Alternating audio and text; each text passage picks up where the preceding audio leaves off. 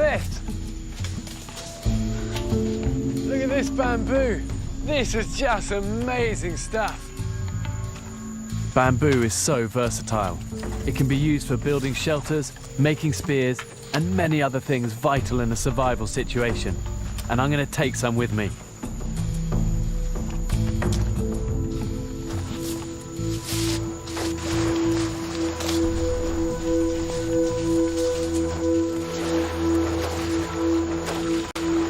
Wow, look at this.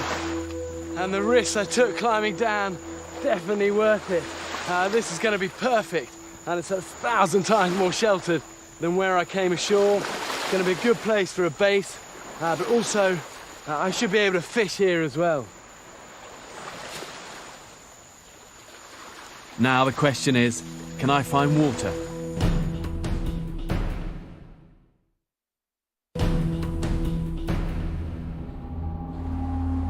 There are over 30,000 islands in the Pacific Ocean, and many of those are uninhabited.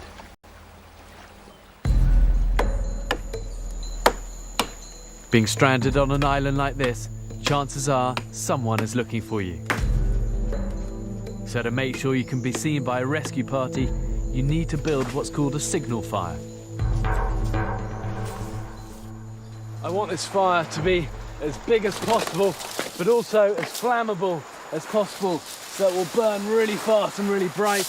And I want to start it just with this big pile of dead pine needles to act as like tinder. And then if I use these big dead coconut branches and build like a tripod around this tinder bundle.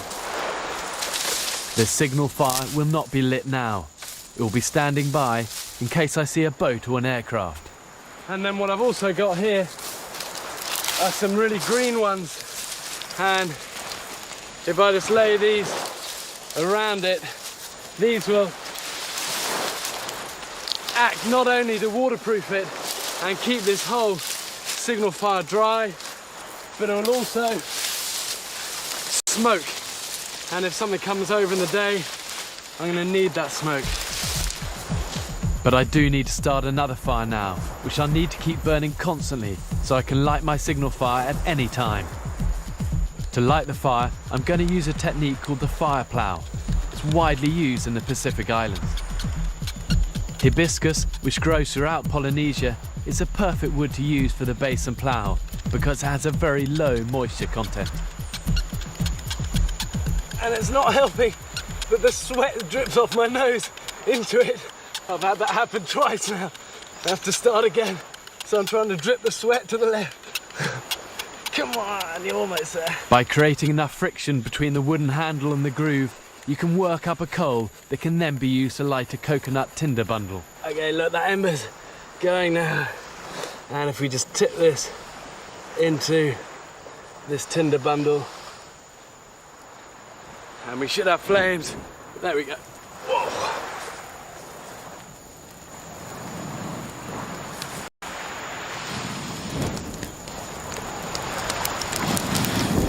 We've got fire. Staying warm here is not the problem, but the sun is punishing, and prolonged exposure to the wind and rain can sap your health.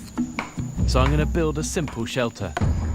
Hibiscus is such a useful tree, and it's common near the shoreline of Pacific Islands. You can spot it by its heart-shaped leaves. Its smooth bark is also excellent for lashing material.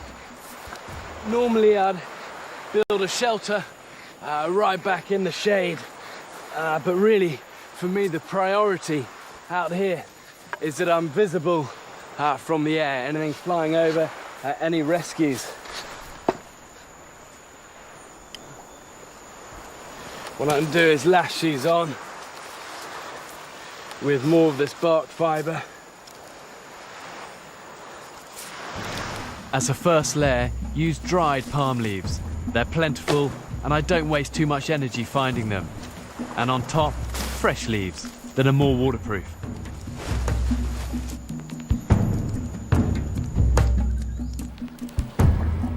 Survival is as much about the mind as it is the body. And sometimes it's just a simple thing like taking a dip to lift your spirits. Often the reason that islands like this are uninhabited is that there's no ready supply of drinking water. And my best way of finding a drink is to get to these coconuts. And the ones I want are up there, but the only problem is that's probably about 35 or 40 foot up. And getting them is not going to be easy. There is a technique for climbing these trees. Always keep pressure on the trunk with the balls of your feet and toes. And as you go up, alternate moving your hands and your feet. One thing you really need is strong inner thighs. And if you're good at riding horses, you're going to be good at this. But my thighs are burning, I'm only halfway out.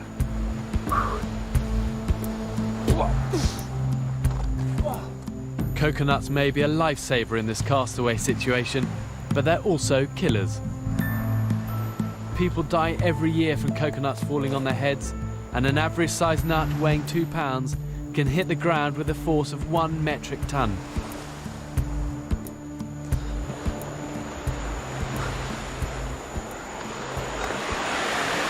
These are the ones I'm after. It's these green ones that are the younger coconuts, and they contain much more water than the older ones that are lying around on the beach, the brown ones. Also, these green ones are much more nutrient rich.